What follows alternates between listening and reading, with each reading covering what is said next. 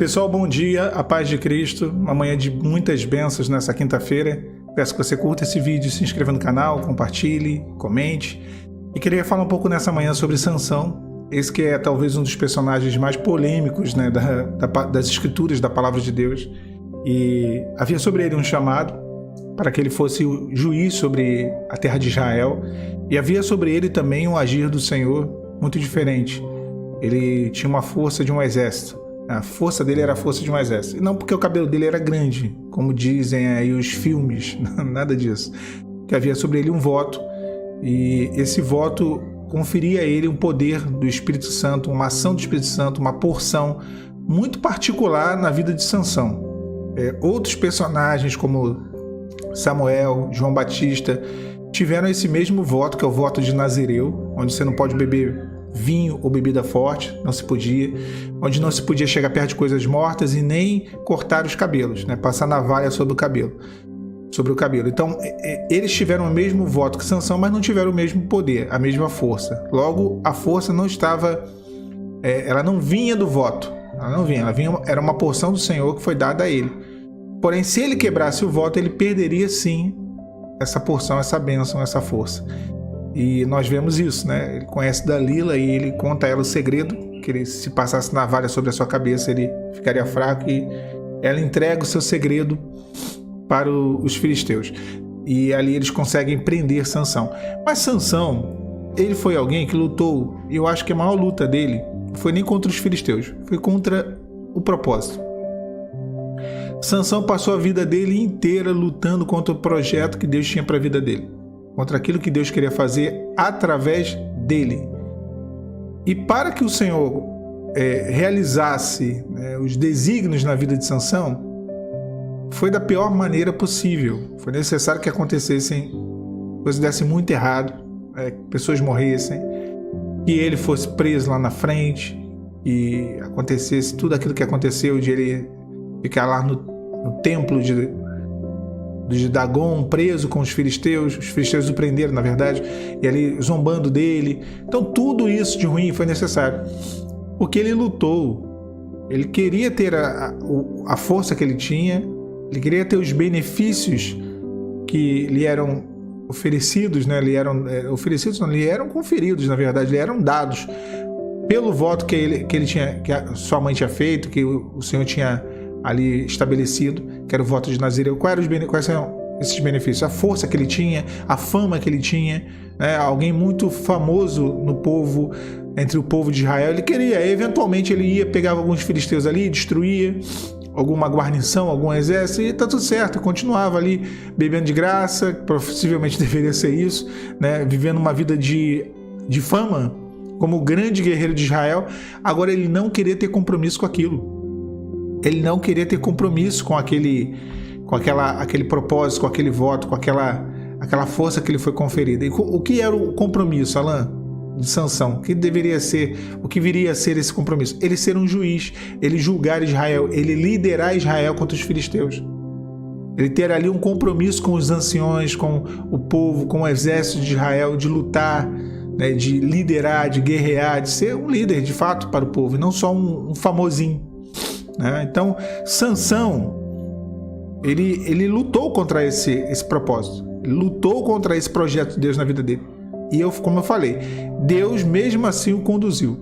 Quantas vezes nós lutamos contra aquilo que Deus tem para nós?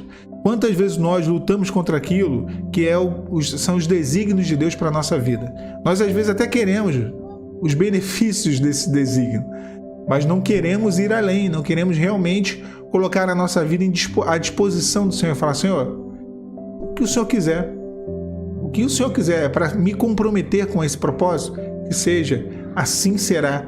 Então Sansão, ele só se comprometeu no nível, aquele nível, vamos dizer assim, que aconteceu ali no final, onde ele derruba o templo e mais mata ele na sua morte do que na sua vida, porque ele foi obrigado, ele estava preso.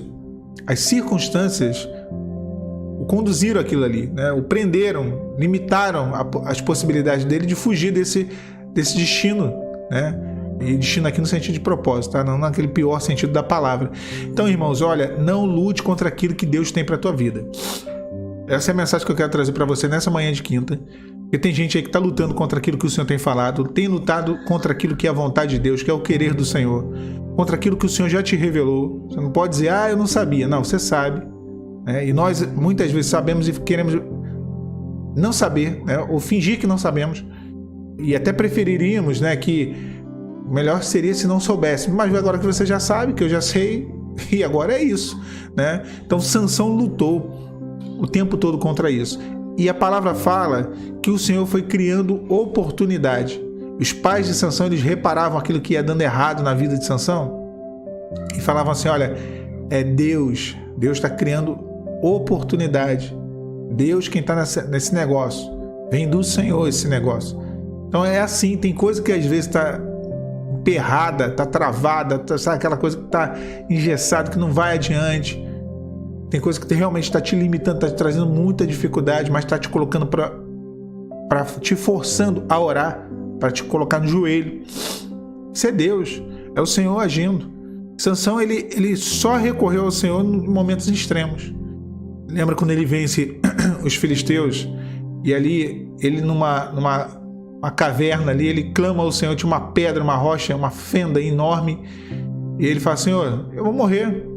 O que adianta? Que eu lutei, venci, estou morrendo de sede. Eu vou desfalecer aqui, vou desmaiar e vou acabar morrendo de sede. E ele clama ao Senhor, o Senhor faz jorrar a água da rocha. Ele clama no momento de desespero. Ali em Racoré é o nome do lugar, a fonte do que clama. Ele clamou e o Senhor gerou uma fonte. Mas foi no último momento, porque ele usava o Senhor, na verdade a oração, eu falei um pouco sobre isso ontem, como o último recurso. Ele colocava o Senhor como a última possibilidade. E era um problema que se tinha, por conta realmente do grande poder que havia sobre ele. E ele não tinha entendido, ele não sabia usar aquele poder. Ele não sabia usar, porque aquele poder vinha do Senhor, era do Senhor.